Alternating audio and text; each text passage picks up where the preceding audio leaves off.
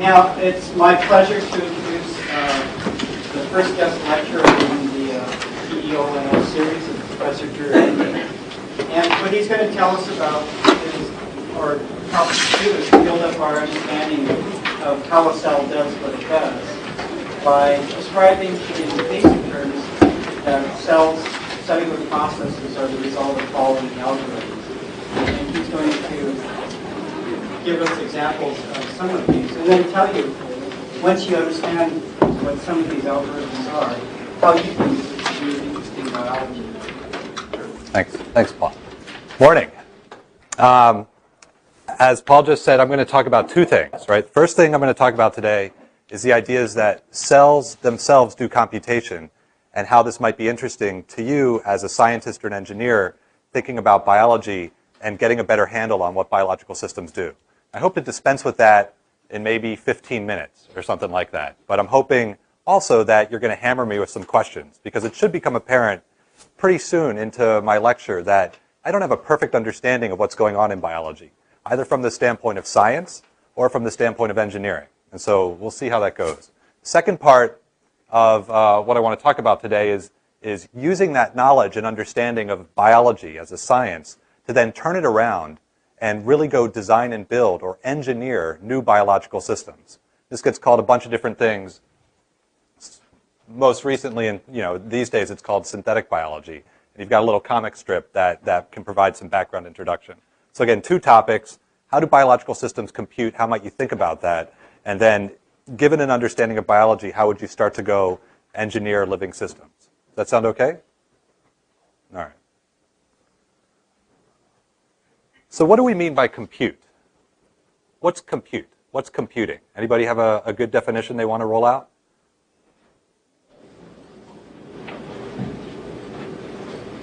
Anybody use a computer? Somebody in the back there, you've got a computer. What's that thing do? Compute. What's that? Compute. Okay, so how does it compute? What happens when it computes? Are you doing anything different than what these fellows here are doing? Probably in some fashion, but not basically no. Are they like checking email or something like that? Probably not. But what is it about the computer that lets it compute? What's going on there? Okay. And then are you part of the equation of computing? Are you doing anything with the computer that helps it compute? You got some input? Okay, so you're giving that machine some information, right? So you're defining the environment around that machine. Then you mentioned the CPU, something inside that box, which is taking that information and what? Yeah, you don't have to tell us what you're doing, right? So you don't need to reveal any secrets. But it's taking that information and processing it, right? And then depending on what it does, then what?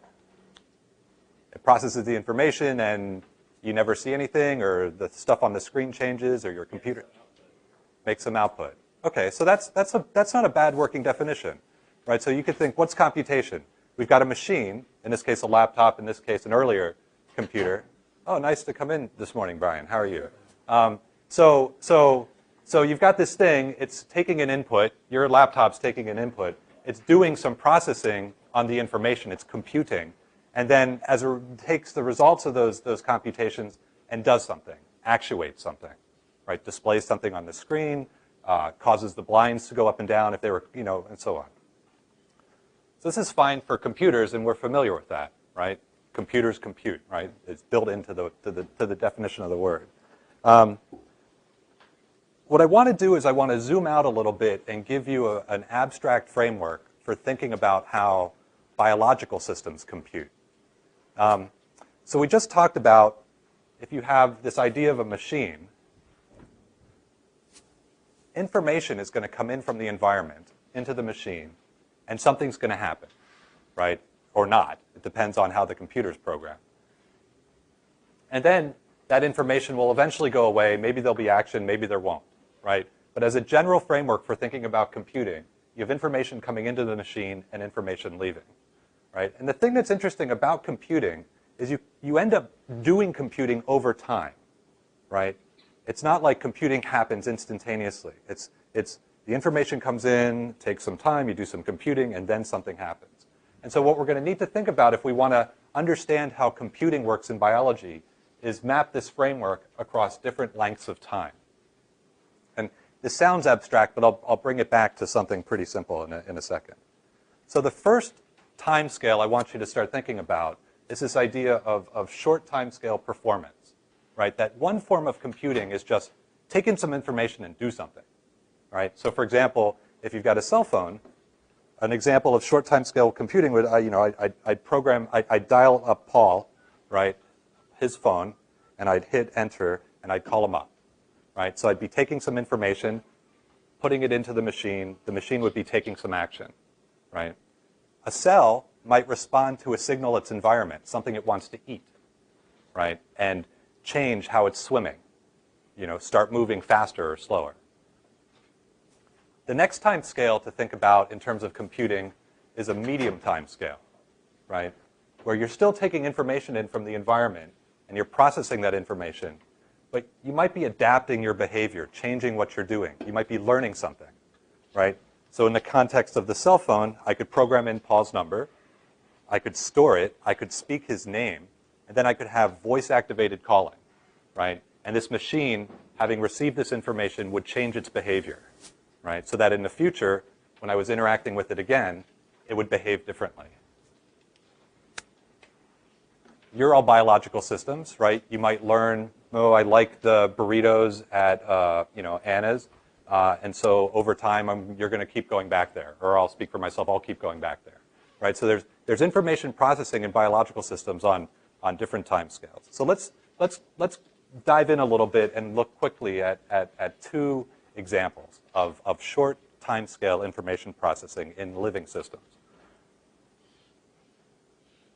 How many people know what bacteria are? Okay, so bacteria are these little critters, right? They're about a micron long, and they live all around, and they do stuff, right? They make copies of themselves, they swim around and whatnot. So this is a movie from Scientific American's website made by a fellow, Jeff Johnson, and this is not a movie of an actual bacteria. This is a cartoon, computer animation. And what Jeff's trying to depict here is this process by which bacteria are somehow swimming through space, right? And you sort of admire the computer rendering of this. But in the context of what we're talking about, the thing I want you to consider is what sort of computing is this bacterium doing, right? What do you think about it? What is it? What do you see the bacteria? First off, what's the bacterium doing? It's propelling itself. And does it look like it's just moving around randomly, or is it going somewhere? It's going in a straight line. So that means it must be finding something that it likes, or going for a walk, or running away from something that's trying to eat it, or something, right? So you can, this is a made-up image, right? So we can just make up explanations for the sorts of information processing going on.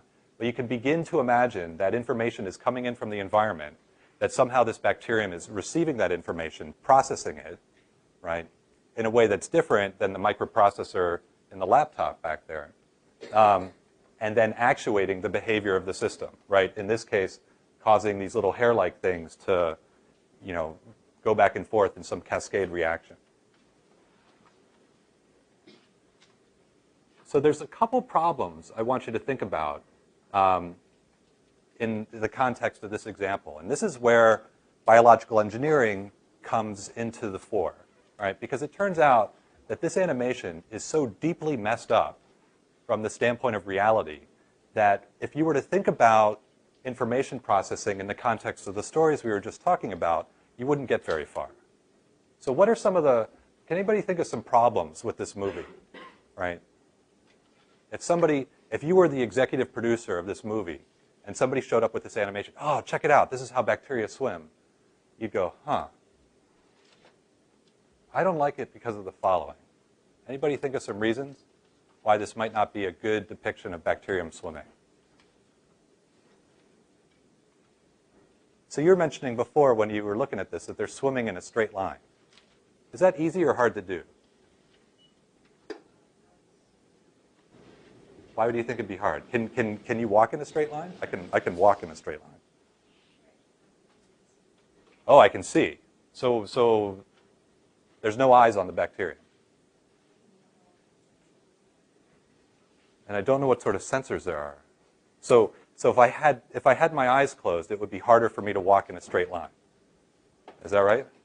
Well, I don't know about that. Has anybody tried to walk down the infinite corridor with your eyes closed?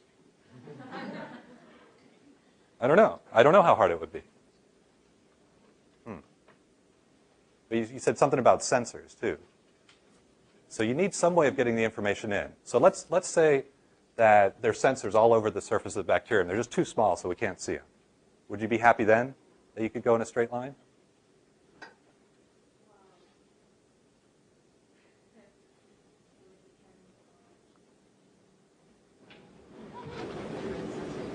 Okay, let's say there's one sensor here, and there's another sensor back here at the bow and the stern. Would that let you go in a straight line? What does somebody else think? What would you do if you had information coming in? If you had a ship, right, and you're trying to go in a straight line, and you had a sensor at the front of the ship and a sensor at the back of the ship? Could you go in a straight line if you were sensing something in the environment? What would those two inputs let you do?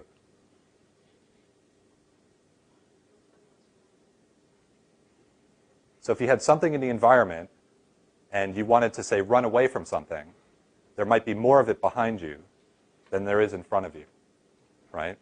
And so you could go, there's more back there, so let's keep going this way. Maybe that would work, right? So you could use the sensor in the back and the sensor in the front to establish a gradient or directionality of a signal in the environment, and then do some computing using the molecules of the cell to make a decision about which direction to go. So, okay. Maybe that's a pretty good idea, right? We're beginning to develop some model for how the information inside in the environment around this cell might establish some useful framework for the cell to do computing to control its behavior. Anybody see a problem with that model? How big is this cell? How big are bacteria? Are they like meter long? Do you run into bacterium in your, in between classes? You sort of get out of the way? So it turns out bacterium are really tiny, right? They're a micron, approximately, long. And so even if you put a sensor here and here, if this is only a micron long, the thing you're sensing is going to be freely diffusing in the environment around you, right? Which means that you might not be long enough to actually measure the gradient. You're not going to be able to sense it. There's another problem with this movie, right? The artist here, it's a brilliant piece of work, but the artist hasn't captured the physical framework correctly around the bacterium. There's no eyes, so how are you going to walk in a straight line? You're not long enough, so you can't actually set up a gradient directly.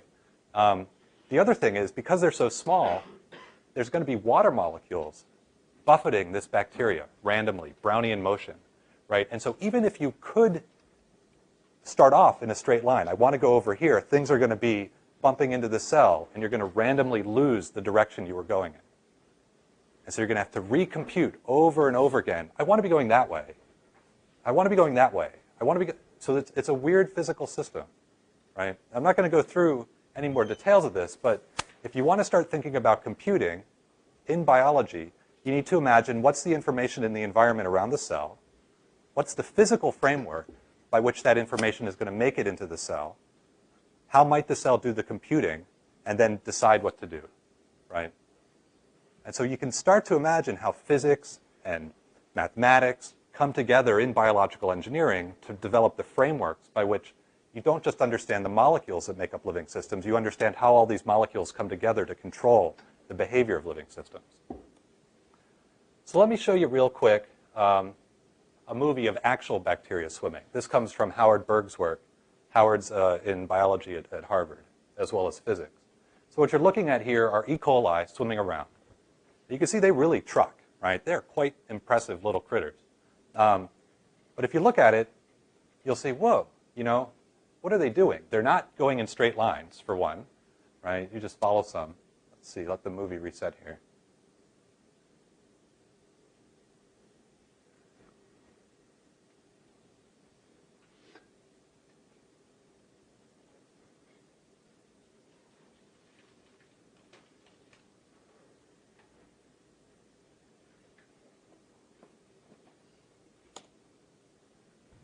See these cells? They're sort of like, whoa, right? Or check it out. They're just looping around. They can't go in a straight line, right?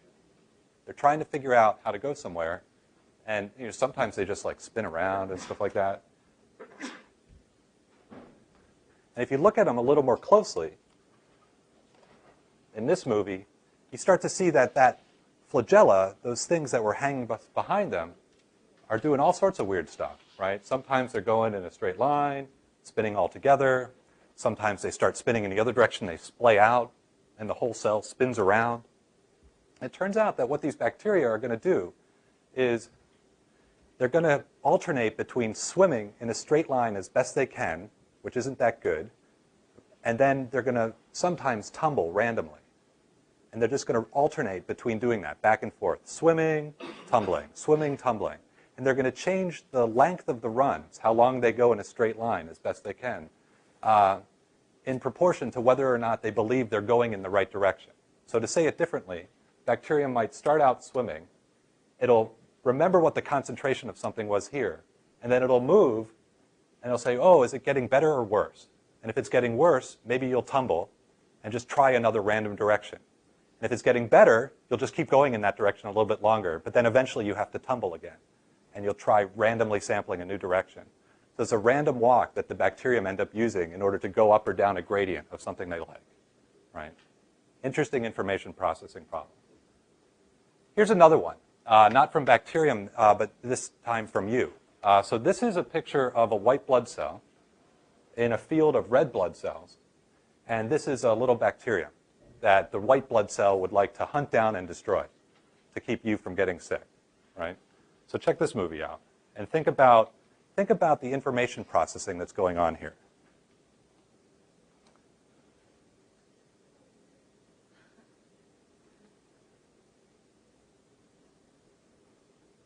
Notice that it locked onto this one. It didn't pay any attention to this one. How to do that?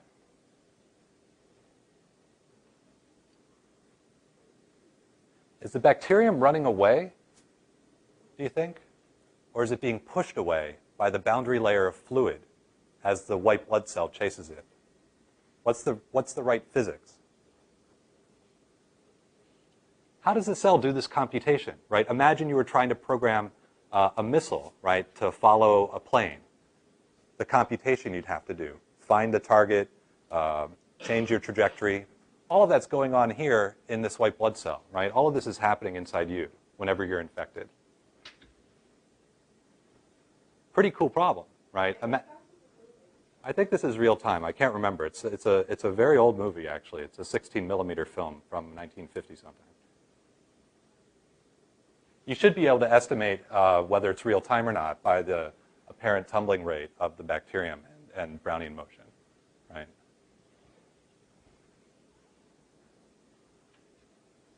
Pretty impressive computation. So those are examples of physical performance, right? You just got to take in a signal and do something, right? Or medium time scale performance. You know, learning, am I going in the right direction? Is this a bacterium I want to hunt down and destroy, right? And so you can start to think about computing in biology. Although the thing to say about biology, in addition to these two examples, that makes it incredibly cool is that biology does computing on an additional time scale. And you don't see this time scale in any other physical artifact that you engineer. This additional time scale is the long time scale, the time scale of evolution, right? So evolution is this process, as you would have heard previously, right? Biological systems, via a replication of the DNA and replication of the organism, can make copies, right? Parent to child and so on.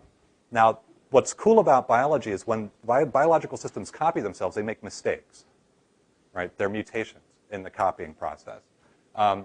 And so over long time scales and with big populations, the machine itself can change.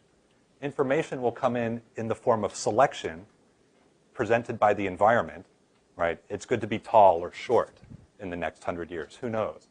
And over time, those mutations will be fixed into the machine, defining and changing the machine itself. And you can view the process of evolution as a process of computation. Here's an example. This is a depiction of part of the human chromosome.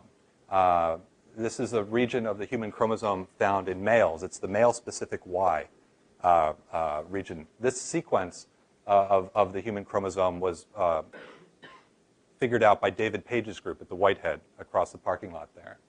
Now, the thing about the Y chromosome is that the architecture of it, from the standpoint of speaking as an engineer, not as a scientist, the architecture of this is really messed up, right?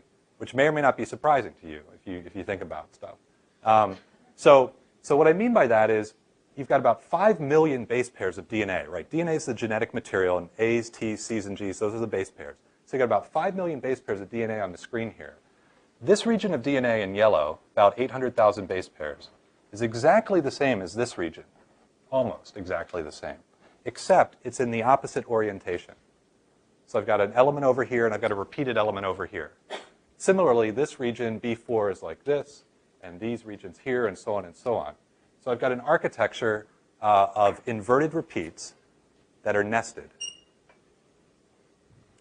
Now, it turns out that there's a couple different models for why the Y chromosome might have this architecture.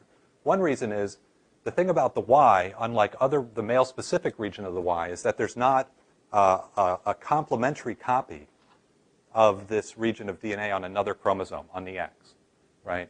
And because there's no backup copy on another chromosome, the argument goes that the Y needs to be carrying 2 copies of its DNA on itself, so that on evolutionary timescale, it can swap in copies for one another as a way of getting rid of mistakes, right? So if there's a mistake over here, maybe if I'm lucky, I can swap this piece back in and replace it. So the Y is carrying a backup copy of itself in perhaps parts of this. And so you can go, I wonder if other Y chromosomes are doing that, right? So here's a paper that came out from Japan last month where they were looking at the Y chromosome of the chimp, which is shown down here. And then this is another depiction of what we were just looking at, the human. And then you can estimate what the common ancestral Y was. And then you can estimate what the earlier ancestor was, right? So you can start to think about this problem of replication of a machine on evolutionary timescales, mutation and selection, impacting the processing of that information, the computation, and then as a scientist or an engineer developing a framework that would let you go from the things you see today, right? This is what the human Y looks like. This is what the chimp Y looks like. I wonder what the ancestor looked like. I wonder what the thing before that looked like, right? How would you start to think about that stuff? So biological systems are interesting computing machines. They compute on short time scale. They answer phone calls. They say, I want to eat that thing. They process information on medium time scales, right? They learn stuff. They forget things. They change their behavior. And then they process information on evolutionary time scales. Right? So at the intersection of science and engineering, you find a whole bunch of interesting computation to figure out and to do. Right? So in this triangle that I think is a theme through the class, sort of operating down here along the edge between science and engineering. So that's a quick introduction to computational biology from the perspective of what sort of computing are biological systems themselves doing. Anybody have any thoughts or questions about that?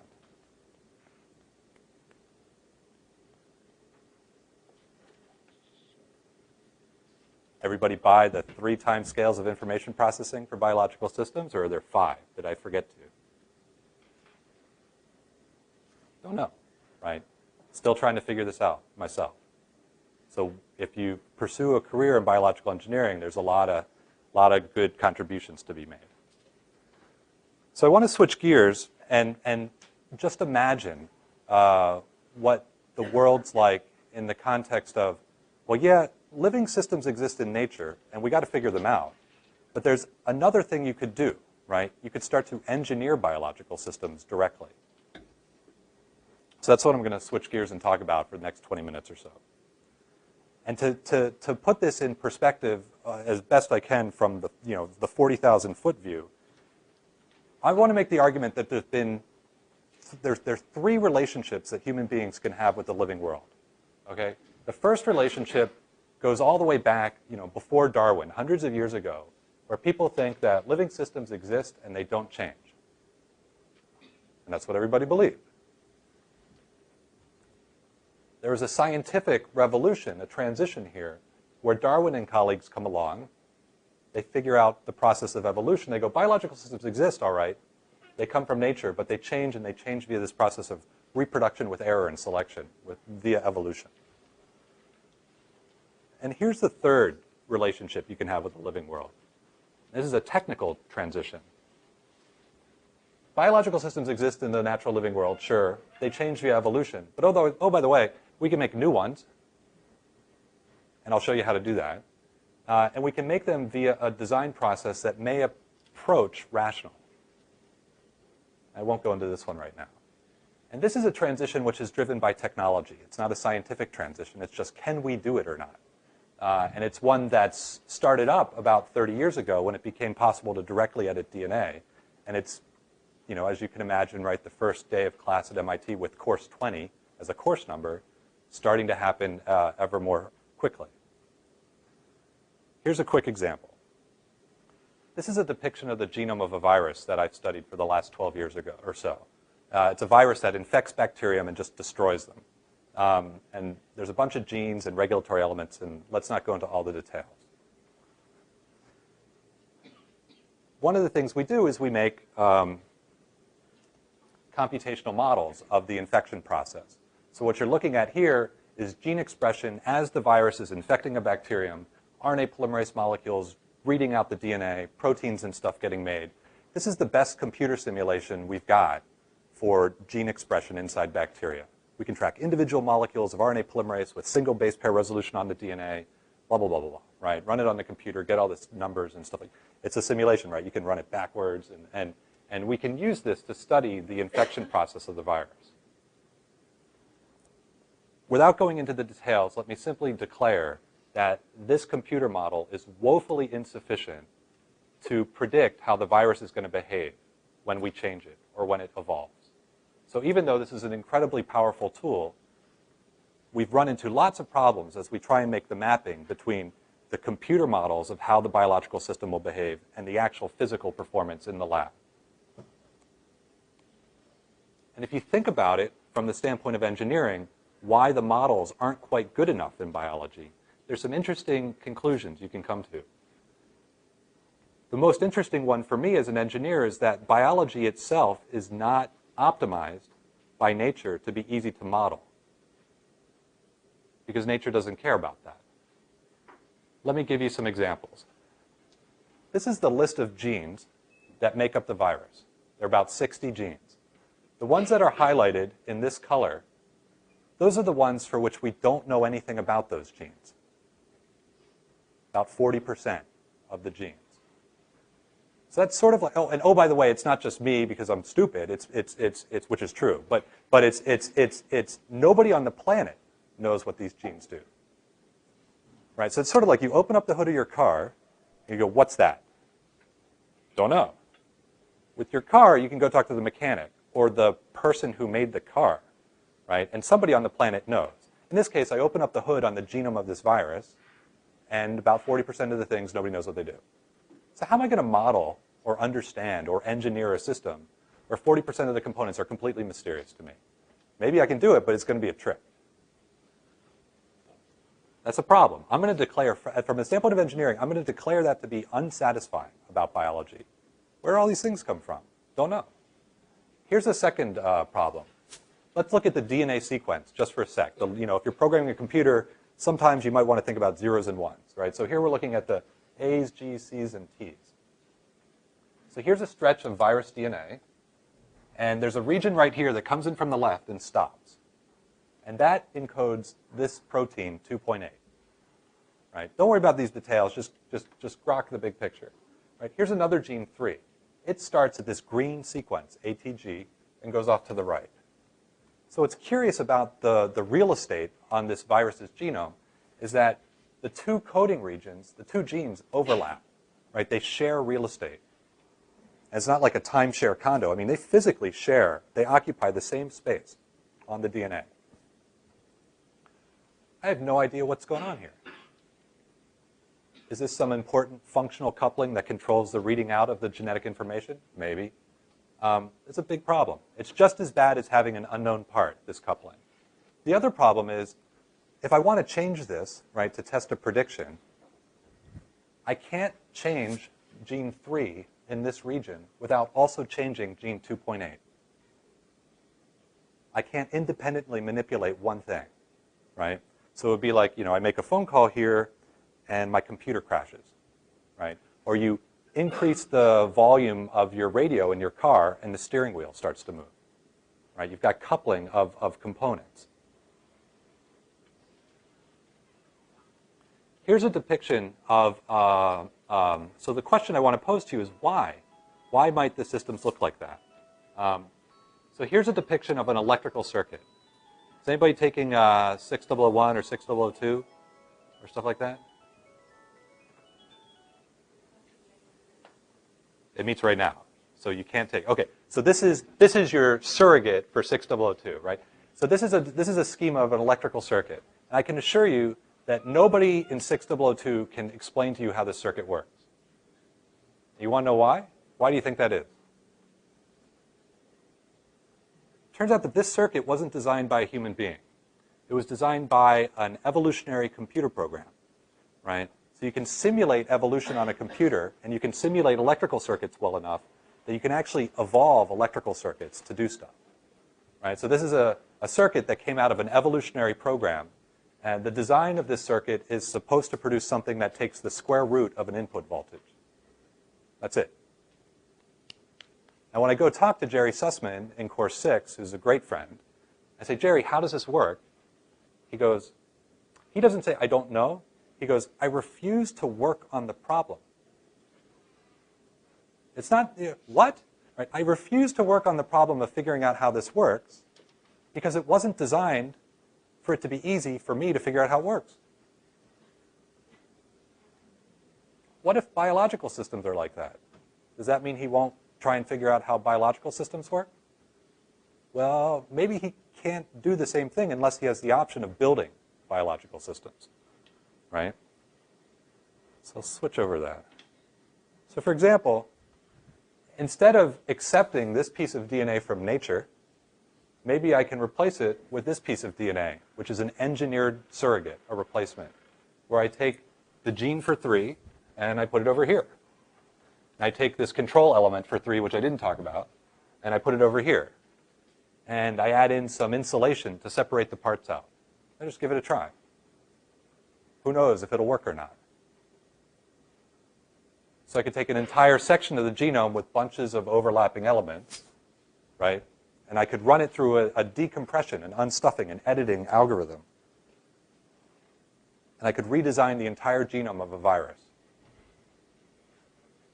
And then I could build it, construct the pieces of DNA, and I could put it back into cells and see if it grows or not, right? So we've done that in the lab over the last couple of years for the virus we study. These are holes in a lawn of bacteria. This is a 10-centimeter petri dish with a lawn, an opaque lawn of bacteria, and then you place the virus in the middle of these circles, and then over time the virus grows and destroys the bacteria and leaves what's called a plaque, an empty hole in the lawn of bacteria. And this is what the virus, isolated from nature 60 years ago, does to the bacteria. It makes nice big circular plaques. And then this is what the engineered virus does. It makes nice small plaques. Doesn't grow as well, doesn't grow as quickly, but it grows. So we can take the genome of a natural biological system and redesign it so that it's easier for us to think about. We can separate out overlapping parts and so on and so forth. So which of these organisms do you think is more fit?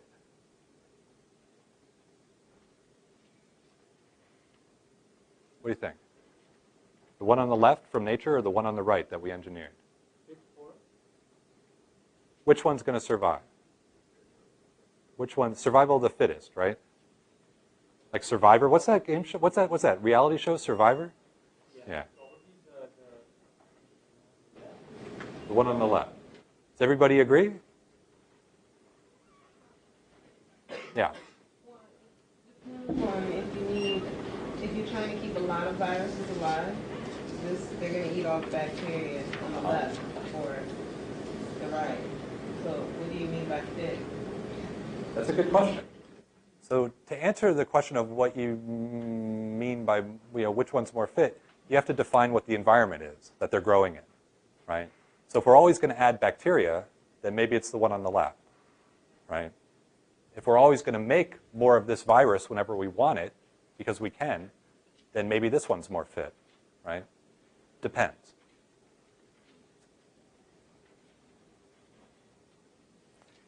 Here's another paper that came out recently. This came out from Mitsubishi in Japan.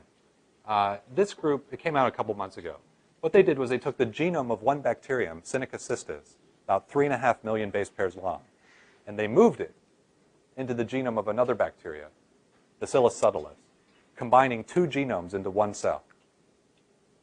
Got it? So now I've got a new cell. It's got 2 genomes inside it. One from Seneca cystis, a marine bacterium, and the other from B. subtilis, right? So in the previous slides, I showed you that we can do fine-grained editing of genetic elements to redesign a genome. And here, there's a group in Japan that's moving millions of base pairs of DNA around, combining 2 genomes into one cell, making something that's 7.7 million base pairs long. Remember this picture? This is a depiction of the male-specific region of the human Y chromosome that's 5 million base pairs long. It's physically possible to construct a fragment of DNA this big today. What if you wanted to engineer it? What would you do? Should you do it? As soon as you start to think about engineering biology, not only do you run into a lot of interesting technical questions, but you should start to imagine that there's some very obvious and direct social questions, right? It's technically possible to pull off engineering of things like this today. The reason that this is becoming ever more possible isn't just because we're learning science, ever more science about biology, because we're developing technologies that help us to engineer biological systems. And so here's one I want to highlight quickly before wrapping up. So there's this technology. Everybody knows what DNA is, right? DNA is genetic material. Does anybody know what DNA sequencing is? What's DNA sequencing? Just figuring out the exact sequence of Okay, so reading it out. So if you have a physical copy of the genetic material, you use DNA sequencing to read out the information. There's another technology called DNA synthesis. What do you think DNA synthesis is? Yeah. So if you start with the information, you use DNA synthesis to make the material. Got it? So sequencing is reading out of DNA from physical material to information. Synthesis is the writing of DNA from information and raw materials to physical DNA molecules. So these bottles here are bottles of reagents that you plug into a DNA synthesizer. This is a bottle of A. There's 10 grams of A. This is a bottle of G, C, and T. Here are the bottles. Don't drop them. So the stuff in this bottle comes from sugarcane and is processed to make it suitable for plugging into the DNA synthesizer. So you take this machine, you plug these bottles in, and you start to feed in a sequence of information, and out comes a molecule of DNA. It's a pretty cool technology, right? If you watch Star Trek, it's like having a matter compiler for genetic material, right? Out comes DNA, right? They're not as sophisticated as the things you see on the TV shows, but they're getting better. Yeah. Correct. So the DNA synthesizer, right?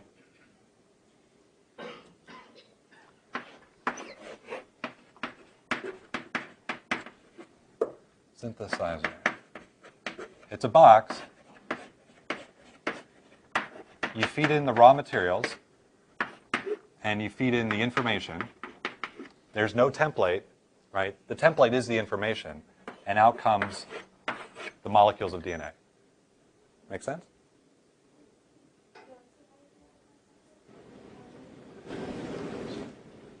So it's a bunch of synthetic chemistry that's absolutely beautiful. mostly finished by 1982.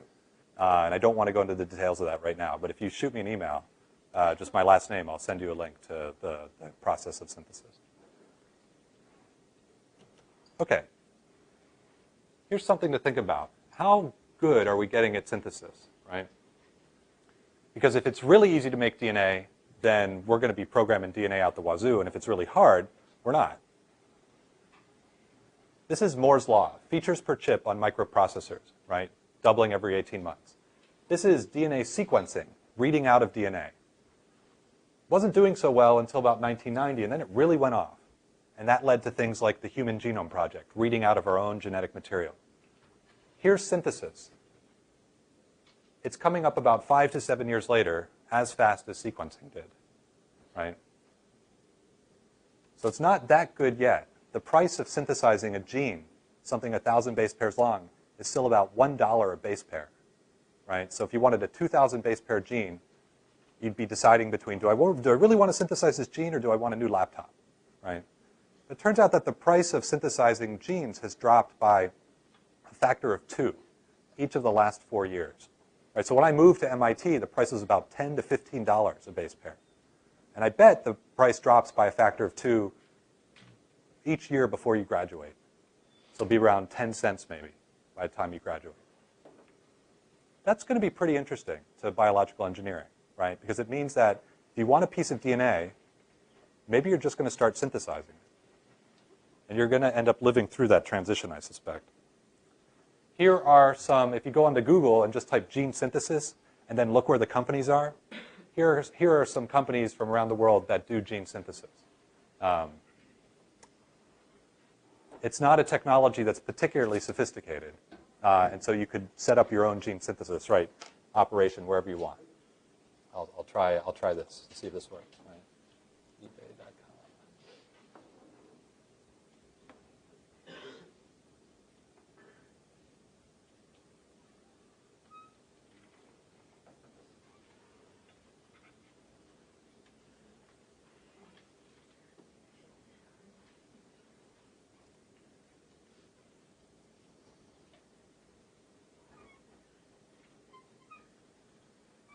There you go.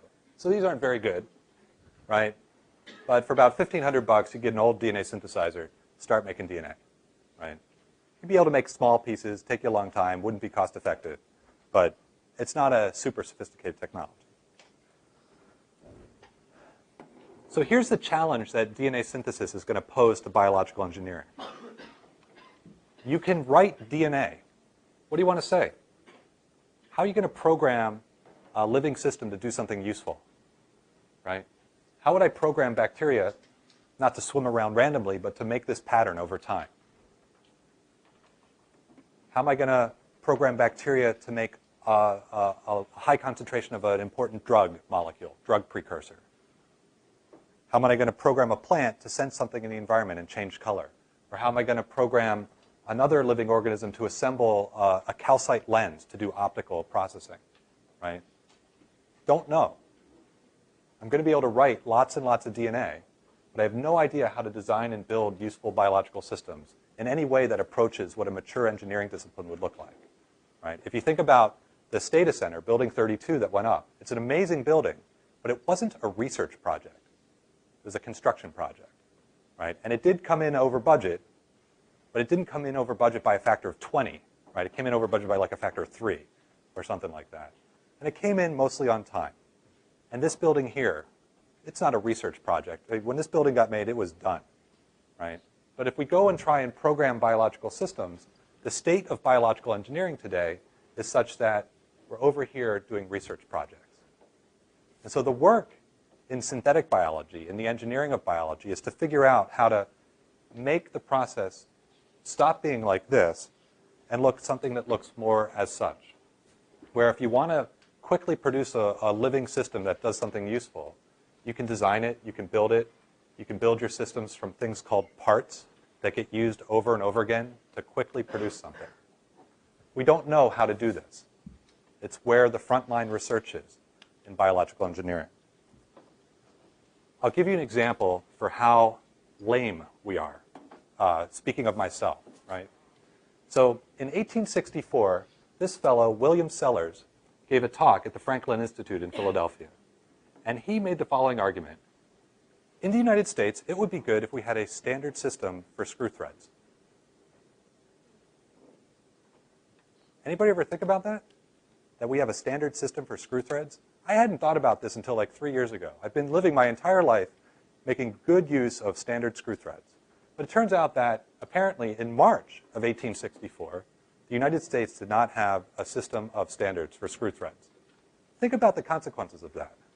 That means that if you buy a mechanical object in March of 1864 from Joe Bob's machine shop and it breaks, you have to go back to that machine shop to get it fixed. Because the screws in that machine are going to be specific to the tooling that was used to produce them in that machine shop, right? So Sellers shows up and goes, we got to stop this. We're going to have screw threads that are 60 degrees on a side and squared off at the top. That's it. This is what the British had done a couple decades before, the Whitworth standard. That was 55 degrees on a side and rounding, which is a nice screw thread. It's a standard, but it's very hard to set up a machine to make a 55-degree angle, right? So Sellers in the US said, no, we're going 60 degrees. And oh, by the way, Sellers had also retooled all of the machines, apparently, in his machine shops to make this standard. So that when he gave this big paper at the Franklin Institute, his factories were already set up to supply, so it's a smart guy. What's the equivalent of a standard screw thread in biological engineering? Maybe it's how we put pieces of DNA together, right? Maybe we need standards for how proteins bind DNA. Maybe we need standards for gene expression. Don't know. Got to figure it out. But the fact of the matter is, you exist in a world right now in biological engineering where there's no such thing like a standard screw thread. And so the engineering of biological systems is more of an art, right, than a reliable engineering discipline. And some of the work, if you pursue the field, is going to be to figure out how to contribute to a foundational technology set that helps make engineering and biology easier. There's some of this, I should say a lot of this, happening at MIT. Right? So if you go to the parts.mit.edu website, you can find a nascent registry of standard biological parts. Although to be honest, we really have no idea what these things mean. What the idea of a standard part means yet, excuse me. I want to close quickly by showing some of the work that students are doing in biological engineering as they help us figure out how to engineer biological systems. So these are students from 5 schools in the summer of 2004 who are working to design and build biological systems, right? So there's a team from Caltech and Texas and MIT and Boston University and Princeton. The team from Texas, they worked with some friends from UCSF, San Francisco, and they wanted to program bacteria to act as photographic film. So you're going to spread bacteria out on a surface and then shine an image onto the bacterium, the lawn of bacterium, and the bacterium are going to change color and take a picture. Pretty easy, right? If you're going to be biological engineers, you should be able to program bacteria to take a picture, right? It's a toy problem. So that's what they wanted to do over their summer. They said, well, we're going to think about this in a black box. We're going to make a receiver. The receiver takes in light. The light gets converted to a signal via some computation. This signal comes into another device that makes color.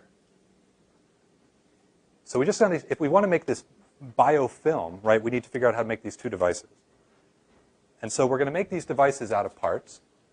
This one has 2 parts and this one has 3 parts. And if you go back to that registry website, parts.mit.edu, you type these numbers in, you can see what the DNA sequence is for each of these parts. Now you make up this molecule of DNA based on these parts and you put it in the bacterium. You grow up the bacterium, you spread it out on a table, you start taking pictures. Here's the first picture they were taking, right? This isn't sophisticated equipment, right? Here's their incubator, and here's their casserole dish, which is controlling the humidity. And that's the first picture they take. This is a 10 by 10 centimeter lawn of bacteria, and it's spelling out this text image.